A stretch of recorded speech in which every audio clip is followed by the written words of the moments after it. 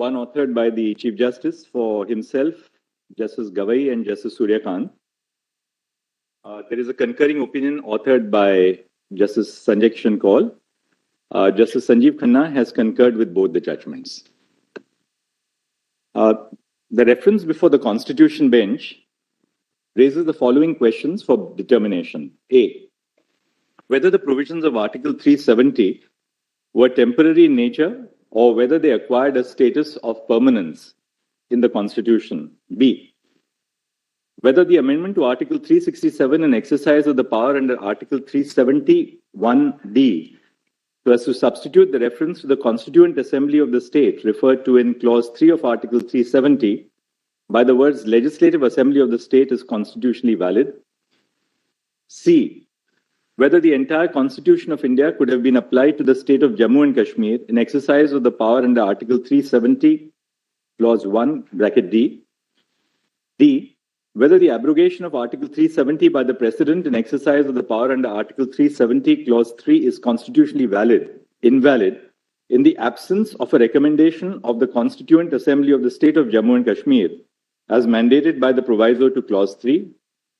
E, whether the proclamation of the Governor dated 20 June 2018 in exercise of power conferred by Section 92 of the Constitution of Jammu and Kashmir and the subsequent exercise of power on 21 November 2018 under Section 53(2) of the Constitution of Jammu and Kashmir to dissolve the Legislative Assembly are constitutionally valid. F, whether the proclamation which was issued by the President of India under Article 356 of the Constitution on 19 December 2018 and the subsequent extensions are constitutionally valid.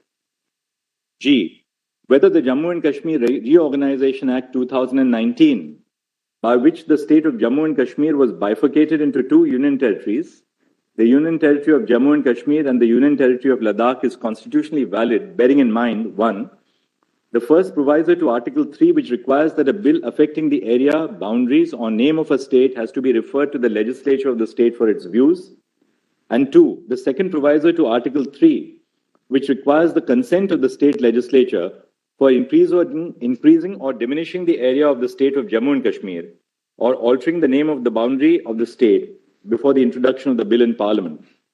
H, whether during the tenure of a proclamation under Article 356 and when the Legislative Assembly of the state is either dissolved or is in suspended animation, the status of the state of Jammu and Kashmir as a state under Article 1(3)(a) of the Constitution and its conversion into a union territory under Article 1(3)(b) constitutes a valid exercise of power. I'll now read out our conclusions under different heads. Whether the proclamation issued under Article 356 of the Constitution of India and Section 92 of the Constitution of Jammu and Kashmir is constitutionally valid.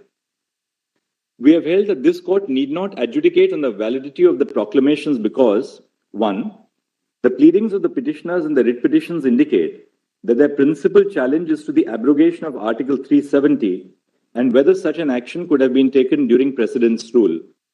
And 2, even if this court holds that the proclamation could not have been issued under Article 356, there would be no material relief which can be given in view of the fact that Precedent's rule was revoked in the state of Jammu and Kashmir on 31st October 2019.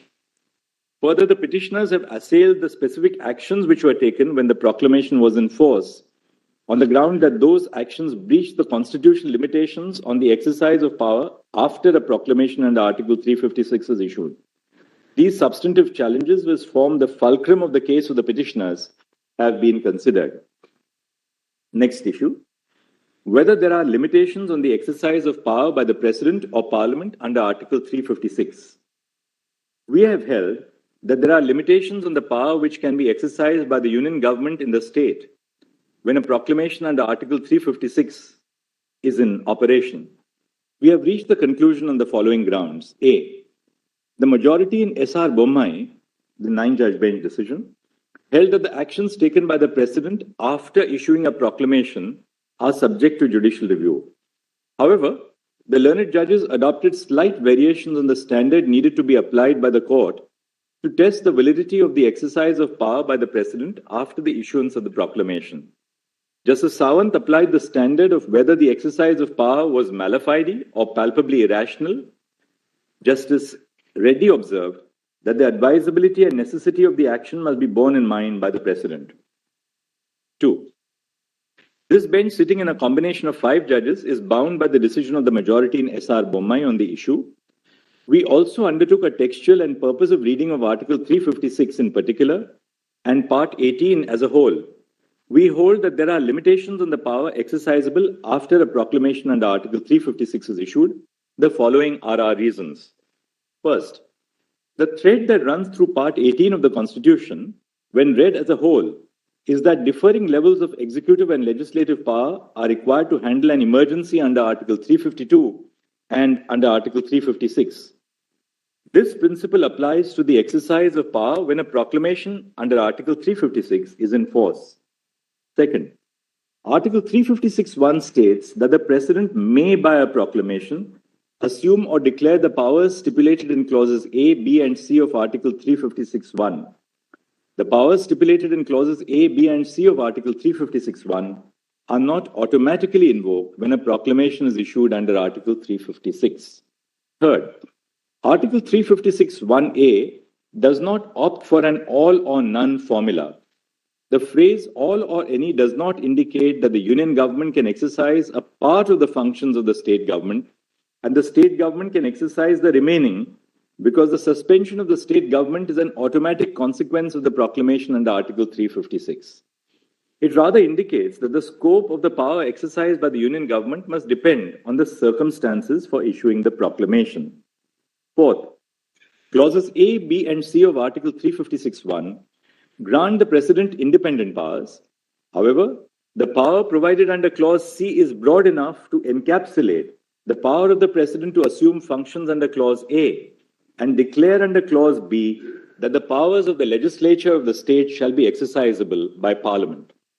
Fifth, the principle underlying Article 356(1)(c) is that the exercise of power by the President must be desirable or necessary to give effect to the objects of the proclamation. The commonality in both the necessity and desirability standard is that the exercise of power must have a reasonable nexus with the object of the proclamation.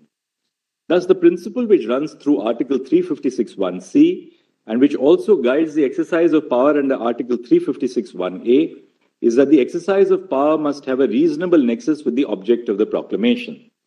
And sixth, when a proclamation under Article 356 is in force, there are innumerable decisions which are taken by the union government on behalf of the state government for the purpose of day-to-day administration. Every decision and action taken by the union executive on behalf of the state is not subject to challenge.